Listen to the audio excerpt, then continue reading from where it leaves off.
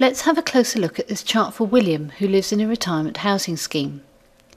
He gets up at around 7 a.m, and if we zoom in at this time, we can see the sequence of movement.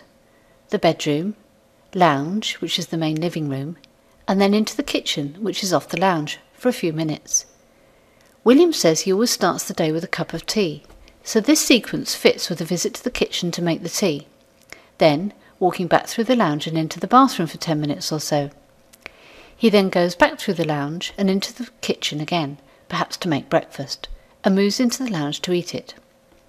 Zoom back out to the whole chart. Here, a little later, the door has been opened, and if we zoom in, we can see that it was the door that opened first, then movement in the lounge and kitchen. So someone has come in from outside. The visitor leaves a few minutes later, leaving William in the lounge. The scheme manager says she generally calls in on each resident first thing in the morning, so that fits with the chart.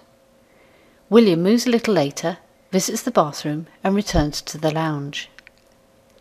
If we look at this next sequence, this time it looks as if William has answered the door, as there's movement in the lounge before the door opens.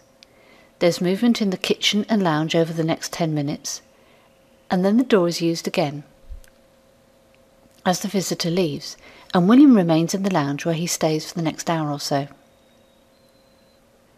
Around 11:40, William goes out, returning at around 12:45. The scheme manager says he usually comes for lunch in the dining room with other residents. William is in the lounge for most of the afternoon, visiting the bathroom from time to time, and then he goes into the kitchen for much of the time between 4 and 5. His daughter says he usually prepares himself some tea. The front door's used at around 5 and just before 7. Between 7 and 9 there's activity in all the rooms.